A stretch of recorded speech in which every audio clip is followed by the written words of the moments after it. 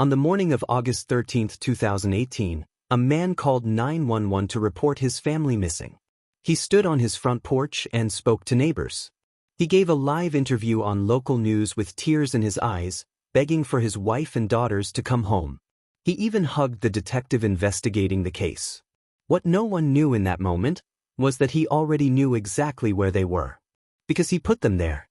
His pregnant wife. His 4-year-old daughter. His 3-year-old daughter. Gone. And this man, standing in front of cameras, performing grief for the entire world, was the one responsible for their disappearance. My name is Zahir. And today we are going inside one of the most disturbing true crime cases in American history. The Watts family case. Stay with me, because this story gets darker with every single minute. To understand what happened, you first need to understand who these people were. Chris Watts was 33 years old. He worked as a field operator for Anadarko Petroleum in Colorado.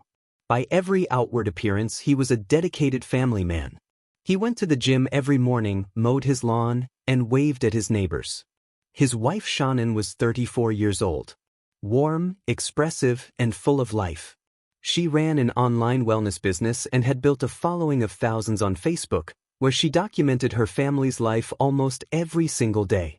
Their daughters, Bella was 4 years old, and Celeste, who everyone called Cece, was just 3. And Shannon was 15 weeks along with their third child. From the outside, this was the picture-perfect American family.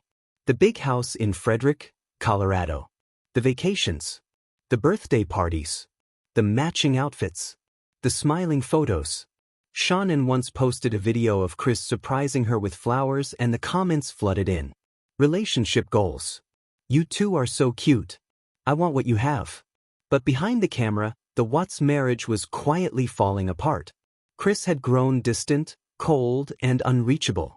Shannon noticed, and she had begun telling her closest friends. She didn't know why yet. She was about to find out. And so were we. August 12, 2018. Late night. Shannon had been away on a business trip in Arizona for 5 weeks. 5 weeks away from her home, her girls, and her husband. She landed at Denver International Airport just after midnight. Her driver later told investigators that Shannon was quiet the entire ride. Exhausted. She just wanted to get home. She arrived at the house at approximately 1:48 in the morning. We know this because a neighbor's security camera captured it. She walked through the front door, put down her bags, and went upstairs. And that was the last time Shannon Watts was ever seen. The next morning, her friend Nicole Atkinson tried to reach her. Shannon had a prenatal appointment that she never missed. No answer on the phone. No reply to texts. No activity online, which for Shannon was completely out of character. Nicole drove to the house herself. Chris's truck was gone. Shannon's car was still in the driveway. The children's shoes were still sitting by the front door. But nobody answered. Nicole called the police. And what happened next is where this case becomes something else entirely. When officers arrived at the Watts home, Chris was already back. He pulled up in his truck, stepped out, and greeted the officer calmly. Too calmly. He told police he had no idea where Shannon and the girls could be. Maybe she had taken the children to a friend's place. Maybe she needed space. They had been going through some marital difficulties, he said, but nothing serious. Officers searched the house. Everything appeared normal. Beds were made, nothing was out of place, and there were no signs of any disturbance anywhere. But investigators trained to read human behavior noticed something important. Chris Watts was not acting like a man whose pregnant wife and 2 toddlers had vanished without a trace. He was not frantic. He was not demanding answers. He was not calling hospitals or reaching out to Shannon's family. He was calm. Almost cooperative in a way that felt rehearsed and prepared. Then he made a decision that would later become one of the most studied moments in this entire case. He agreed to do a live television interview. Standing in front of his house with cameras rolling and microphones pointed at his face, he said, "Sean and Bella, Celeste, if you're out there, just come home. If somebody has them, please bring them back." He pressed his hands together and looked directly into the camera. Millions of Americans watched. Millions felt heartbroken for this man. But FBI behavioral analysts watching that same interview were not emotional. They were taking notes. Because Chris Watts in that moment was not grieving. He was performing. And he was not very good at it. Here is the thing about deceiving professional investigators. Every story has a crack. And the bigger the story, the bigger the crack. Investigators pulled Chris's phone records and found hundreds of messages and calls to a woman named Nicole Kessinger, a coworker. The messages were personal, romantic, and they went back months. Chris Watts was having an affair. Nicole, who had no knowledge of what Chris had done, later told investigators that he had spoken to her about his future. That his marriage was over. That he was planning to leave. That he wanted to start completely fresh somewhere new. He wanted an entirely different life. Meanwhile, investigators cross-referenced Chris's company GPS records with the morning's timeline. Chris had told police he went to work that morning, to a remote oil site called Survey 319, miles away from the neighborhood. The GPS confirmed it. He was there. So investigators traveled to Survey 319. I want you to take a breath before I continue. Because from this point forward, this story stops being a mystery and becomes something far more difficult to process. At the Survey 319 oil site, investigators noticed a patch of recently disturbed earth near one of the large industrial storage tanks. They began to carefully search the area. They found Shannon concealed beneath the surface just a few feet down. She was still 15 weeks along. The child she had been expecting, a girl they had planned to name Nico, had never had a chance. Investigators then turned to the large sealed oil storage tanks nearby, each with a small access hatch at the top. They opened the first one.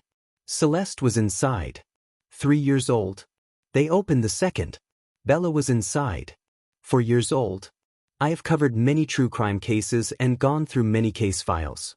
And I want you to know that when I reached this part of the Watts case, I had to step away from my screen. These were children. Little girls who called him daddy. Who reached for his hand when they were scared. Who trusted him completely, the way every child trusts a parent. And he drove them to that remote field in the darkness of night. Chris Watts was taken into custody within hours. In the interrogation room, Chris Watts finally broke. But even his confession came in layers of deception. His first account claimed that he had witnessed Shannon harming Celeste that morning and that he acted out of rage. That the children were already gone when he arrived. Investigators accepted none of it. The medical examination said otherwise. The timeline said otherwise. The physical evidence said otherwise. So months later, from inside a prison, Chris Watts agreed to a more detailed conversation with FBI agents. And this time, what he described was far more devastating. That night, after Shannon returned home at 1:48 in the morning, they argued. About the marriage, the affair, the pregnancy, and everything that had been quietly building for months. And that argument ended with Shannon never leaving that house. He then walked down the hallway to Bella's room. According to the official case documents, Bella had woken up. She opened her eyes. She saw her father standing in the doorway. And she asked him something. The evidence confirmed that Bella was aware. That she was present. That she was not simply taken in her sleep. She was 4 years old. I will let that sit with you for a moment. November 19, 2018. Chris Watts stood before a Colorado judge. There was no trial. He entered guilty pleas on every count because there was nothing left to dispute. The sentence was 5 consecutive life terms with no possibility of parole, ever. 1 for Shannon. 1 for Bella. 1 for Celeste. 1 for Nico, the child who never arrived. And 1 for the additional charges filed. Shannon's father, Frank Erzusek, stood up and faced Chris directly. He looked at the man who had once been his son-in-law and he said, "You destroyed everything I loved." Chris said nothing. Today he is held at the Dodge Correctional Institution in Wisconsin in protective custody, kept completely separated from the general prison population. And Nicole Kessinger, the person he was willing to abandon everything for, cooperated fully with investigators, changed her identity, and disappeared from public life entirely. She got the fresh start he had been dreaming of. Shannon never got hers. What makes this case so impossible to move past is Shannon's own camera. She documented everything. Her girls laughing. Chris smiling. Family road trips. Pregnancy announcements. There is footage of Bella and Cece playing in the very home where they took their final breaths. There is footage of Sean and glowing and excited about bringing Nico into the world. And there is footage recorded just days before she disappeared of Sean and looking directly into the camera and saying, "I just want my family back together." She meant every word of it. She had no idea what was ahead. Bella. Celeste. May you rest in peace. If this story stayed with you, please subscribe. Every case I bring to this channel is fully researched, every detail verified. The full truth, nothing left out. Next time, a case so unusual that even federal investigators struggled to explain it for years. I will see you there.